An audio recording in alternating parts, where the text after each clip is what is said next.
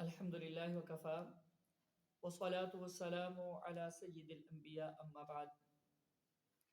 پچھلے مختلف لیکچرز کے اندر 6 قسم کے ایسے لوگوں کا تذکرہ ہو چکا ہے جن کو اللہ تعالی حشر والے دن اپنے عرش کا سایہ نصیب فرمائیں گے، جو کہ بڑا ہی سختیوں والا دن ہوگا، اور ایک نفس نفسی کا عالم ہوگا۔ ہر ایک کو اس بات کی فکر ہوگی کہ کسی طریقے سے وہ بچ جائے، بے شک باقی ساری دنیا جو ہے وہ عذاب کے اندر مبتلا ہو جائے۔ تو جس دن فرمایا یوم یفر المرء من اخیہ و امہ و ابیہ، بھائی سے بھاگے گا، والدین سے بھاگ جائے گا، و صاحبتہ و بنیہ، اپنے بیوی بچوں کی فکر نہیں ہوگی، لوگ پسینوں کے اندر ڈوبے ہوئے ہوں گے، اور سورج کو جو ہے وہ بہت قریب کر دیا جائے گا،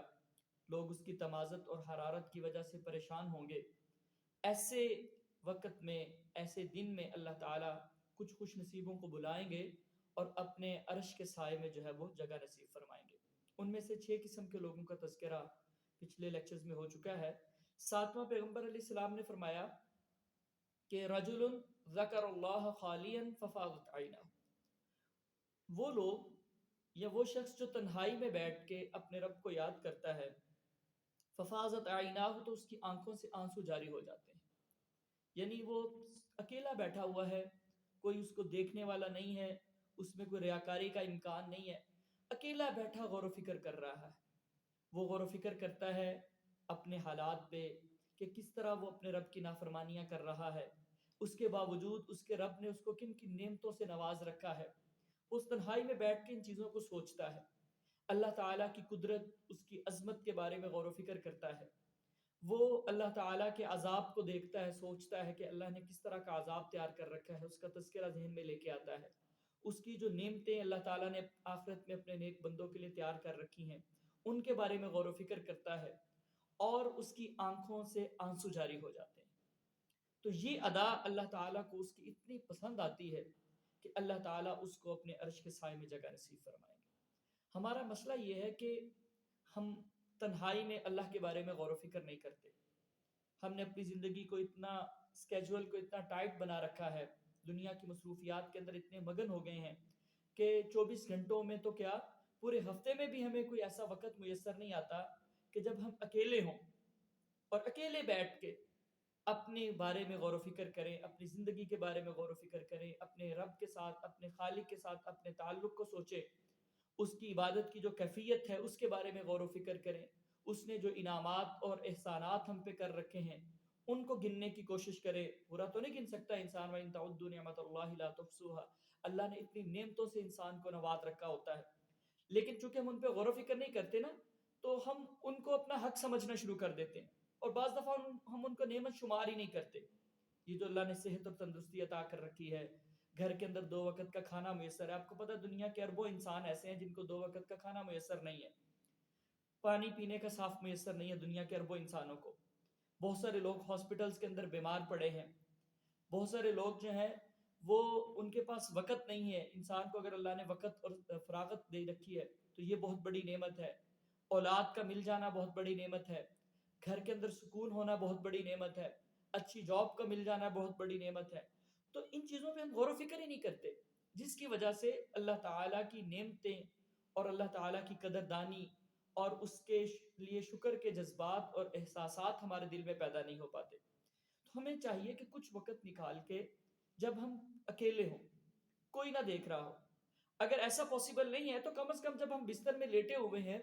تو اس وقت بھی تو ہم تنہا ہے نا، ہماری سوچوں کو کوئی نہیں سن رہا، کوئی اس کو دیکھ نہیں رہا، کسی کو پتہ نہیں کہ ہم کیا سوچ رہے ہیں۔ تو اس وقت جب انسان اکیلا ہو، تنہا ہو، تو کچھ وقت اس کو غور و فکر کے لیے نکالنا چاہیے، اللہ تعالیٰ کی عظمت پہ غور و فکر کرے،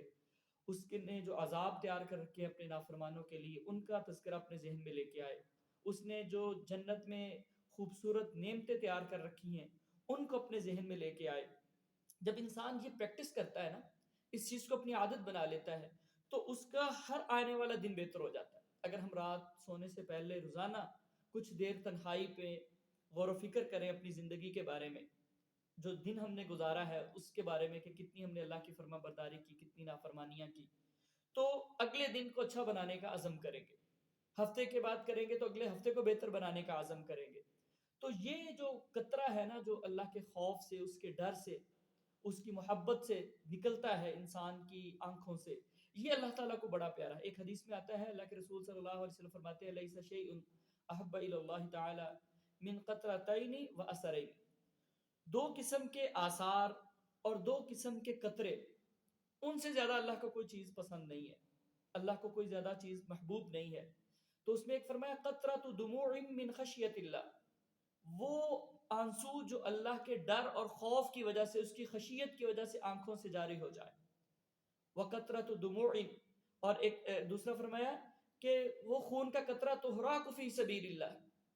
وہ خون کا قطرہ جو اللہ کے راستے میں بہایا جائے جو خون، تو یہ دو قطرے اللہ کو بڑے پسندیدہ ہیں۔ تو ہمیں اس بات کا التزام کرنا چاہیے، اور یہ اس کے لیے بھی ہمیں اپنے رب کے ساتھ اپنا تعلق مضبوط بنانا ہوگا۔ اگر ہماری ترجیحات میں آخرت کہیں ہے ہی نہیں، اللہ تعالیٰ کے ساتھ ہمارا تعلق کیسا ہے اس کو سوچنا،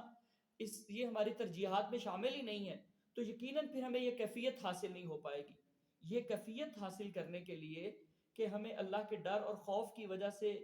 آنکھوں سے آنسو جاری ہو جائیں، اس کے لیے بھی تو ہمیں کوشش کرنی ہوگی نا، قرآن کے ساتھ اپنا تعلق مضبوط بنانا ہوگا، نیکیاں کرنی ہوگی۔ ایسے ہی تو اللہ تعالیٰ جو ہے وہ انسان کو اپنی خشیت کی وجہ سے رونا نصیب نہیں فرما دیتے نا۔ تو اللہ تعالیٰ فرماتے ہیں ان الذین یخشون ربهم بالغیب، جو غیب میں ان کو کوئی دیکھنے والا نہیں ہے پھر بھی اپنے رب سے ڈر رہے ہوتے ہیں، اپنے عمل کے لحاظ سے، اپنی سوچ اور فکر کے لحاظ سے، لہم مغفرۃ، ان کے لیے بہت زیادہ مغفرت ہے، اللہ تعالیٰ ان کو معاف فرمائیں گے، اجر، اور بہت زیادہ اجر بھی ہے ان کے لیے۔ تو اللہ تعالیٰ سے دعا کرنی چاہیے کہ اللہ تعالیٰ ہمیں بھی یہ کیفیت نصیب فرما دے، اللہ تعالیٰ ہمیں بھی یہ توفیق نصیب فرما دے کہ ہم کچھ وقت اپنی مصروفیات میں سے نکال کے تنہائی میں اکیلے بیٹھ کے اپنی زندگی کے بارے میں اور اپنے خالق کے تعلق کے بارے میں غور و فکر کریں، اور اس کی وجہ سے ہماری بھی آنکھوں سے آنسو جاری ہو جائیں، اور وہ ہماری نجات کا ذریعہ بنے، اور حشر کے میدان میں ہمیں عرش الہی کا سایہ جو ہے وہ نصیب ہو جائے ان کی وجہ سے۔ اللہ تعالی ہم سب کو عمل کی توفیق نصیب فرمائے۔